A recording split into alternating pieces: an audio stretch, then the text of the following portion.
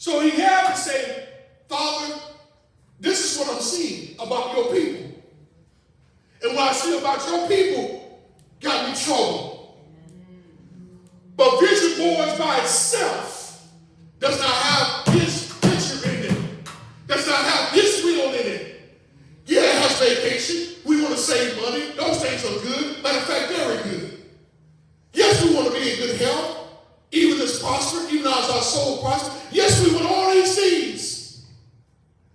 But the burden that he had was not that he could go to Hawaii or save much money or start his own business or start his own clothing line or start a company or advance in his company. The vision that he had came from seeing God's people in the condition that they're in. Yes. I'm already on game with the bad news.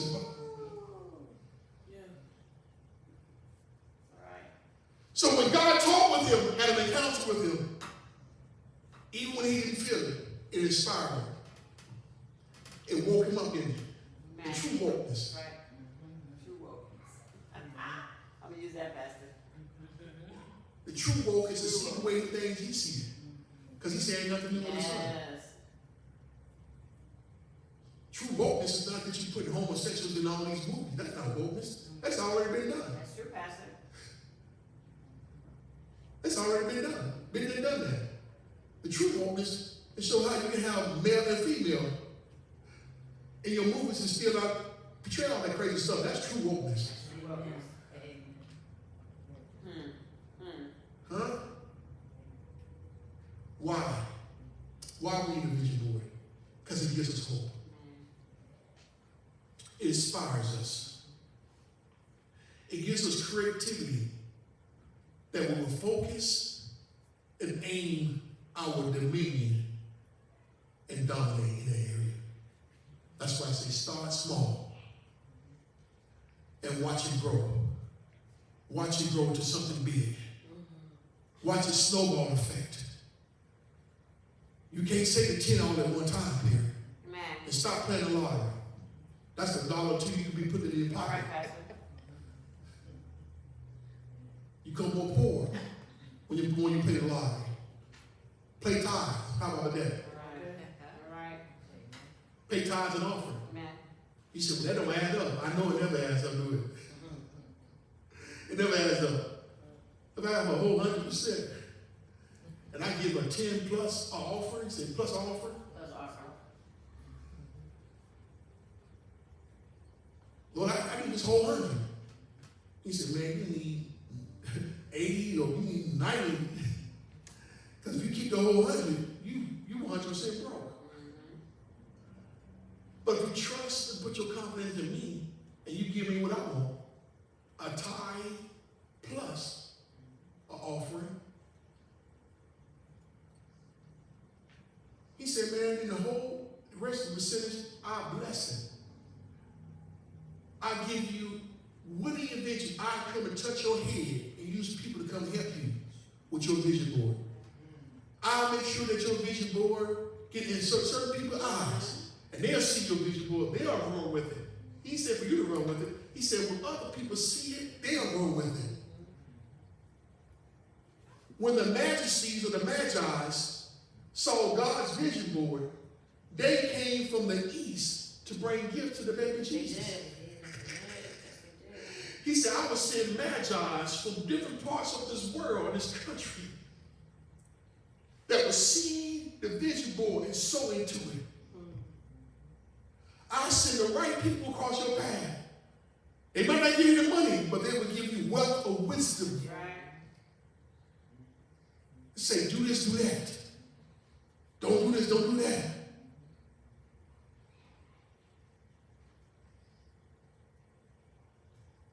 Why? Because if we don't need hope, if we go outside, if we just take our phones right now, guys, and go to the 10 top stories in our generation, just 10 top stories of this week, it'll be disheartening to you. How can a football coach who's from this country, who's from this state, did more to improve with less, with a coach who had more, who had no coach from his own regime to help him to coach men among men. But yet, he still was offered and still was interviewed. When we hear stuff like that, it does something to our heart. But here's the whole picture. Can I do that? Yeah. So you want to run around here like them, making it a black and white thing. It's not a black and white thing. The owner, David Temple, made it very clear when he let Matt Rule go. As David, it's been posted before, that I would search for an offensive coordinator who will become my next head coach, whose offensive mind, because of the years of the franchise, we always had defenses coach. But the way the league has been changed, it's all about scoring. This one came out his mouth. So after the year, he started interviewing. Did he not? He interviewed about 13 or 14 people. Less or more. And 75% of the coaches that he interviewed were offensive coordinators. He didn't hire one. And the media went crazy. Why? Because they was focused on sight. That's right. About the vision that he gave. He gave his vision. And he didn't let the fans' sight override what he wanted to get done. So he put his money where his mouth is. Because I've learned about watching sports. If any owner keep listening to the fans, they're going to become a fan themselves. And you say, let me tell you. Because the majority of fans are run by feelings. Not by vision. Many fans are run by what? Feelings. Not by what? Vision. I know we don't like this. I ain't gonna mess with them, mother. We good. Only reason why I ain't gonna go off on them because me and you, we good, mother. We good. No matter what, mother, we're great. We're great. I ain't gonna mess with them, but you hear the people in the background out there. I hope that need to be edited before we. He did that. You heard? Yeah, he came up to the front. Guys, let me give you these things right here. We need vision boards. Vision boards are not sin. They're good to have. Yes. Habakkuk chapter 1. God told Habakkuk in verse 5. Man, I'm going to tell you. I know it troubles your heart. But Habakkuk, don't live your life by what you see. All right. There's nothing wrong with going to the Lord and telling him what's going on around us. But we believe what his word says, don't we?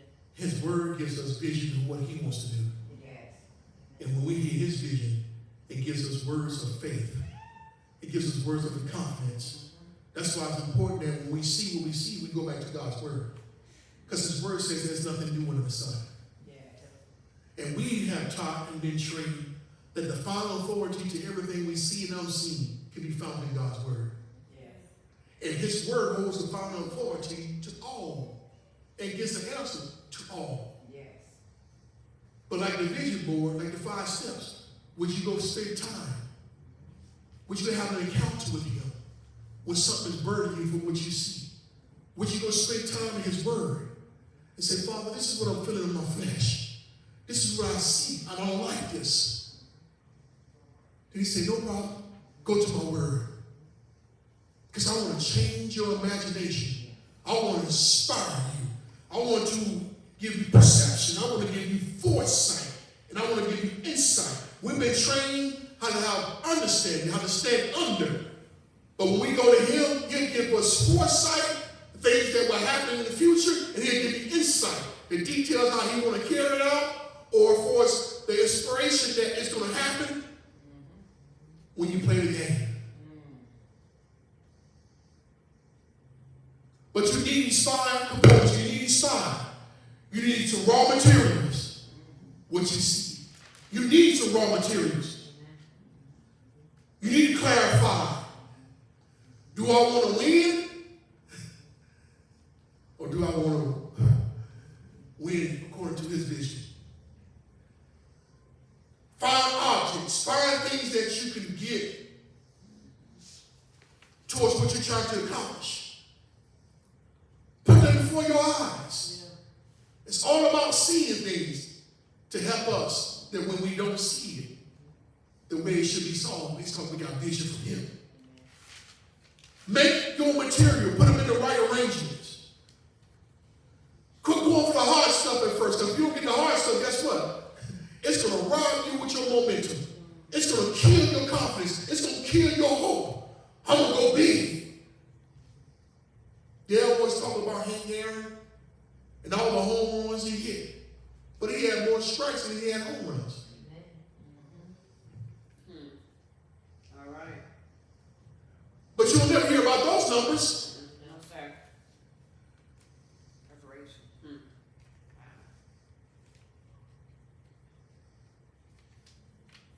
Snowball effect. Start with the small in mind. And let's begin to graduate. Let's go to the next, to the next, to the next, to the next. He told Habakkuk, if you do it the way I ask you to do it, it's going to correct you. Habakkuk had no problem. He said, I was paying close attention when he was having a conversation with me. Because I know what I was feeling. And I was open to him correcting me. Then he told me, Habakkuk, here's the process. First, write it down. First, see it the way I showed you, not how you see it. Write it down the way I showed you. Because I told you, I'm going to give it to you. And when you write it down, and when I complete it, it's still going to blow your mind. Still blow. He said, write it down. Because when you write it down, others, your vision board, it's going to be stuck at home or on your phone. But his vision board, he said, make sure you put it in a place where others can see it. Right. I don't care if it's your enemy or your haters. Yeah. He loved to do stuff before your haters. Yes, sir.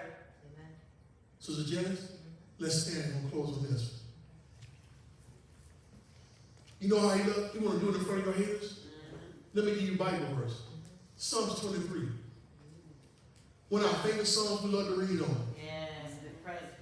The Lord is my shepherd. Yes, sir. Say it with me. I shall not want. He makes me in green. He leads me beside not water that's running. He leads me beside still. What's the rest of it? He restores my soul. And what's the next? Even though I walk through the what? Valley of shadows. He said it's just shadows. Why are you scared of shadows? They look big, Pastor. They look big. They look bigger than the substance. It's just a shadow. It's just a shadow.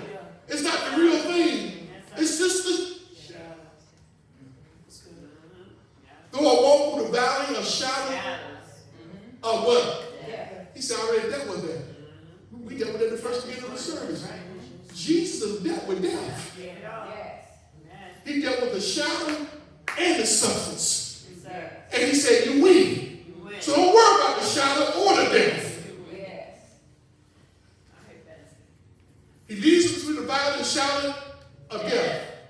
And we fear no. For thy is with us. Thy rod and thy the rod.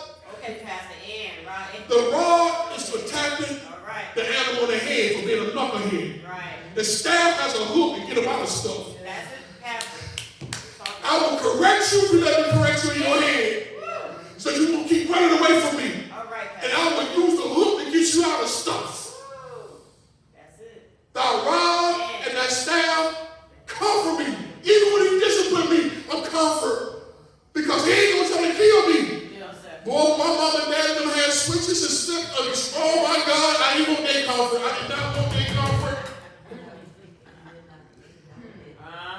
This cries for stuff, they comfort me. I love this stuff. Though I walk through the valley of shadow and valley of shadow, when they comfort me. And when he goes on to say, I will prepare a table before your hater. When he prepares a table, it ain't the buffet table like we used to go around and pick up food. No, this table is that you sit down. He wants you to sit down and you'll get it right there in front of you. You'll eat it, and he can't touch it. He said, that's what I do. That's what I do for your haters.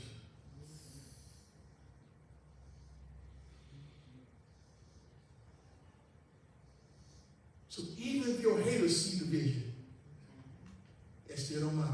I happen to contribute to it. Sir. I happen to have fuel to it. So then when you get to the end of it, and it still blows your mind, and your haters come to you, you'll be like Joseph. You won't go off on your brothers. Amen. Praise God. That's important. He said, God had put me in the position so it can help you too. That's why I used to share with people when I was in that Bible college. I said, when the Lord saved me, he had you in mind. Catch that. I'm glad he told me on the street because he had a whole lot of people in mind. He had a whole lot of people in mind when he took me off the street. He said, if I get him off the street, a lot of them will get saved. Because he tried to take them out. Let's stand.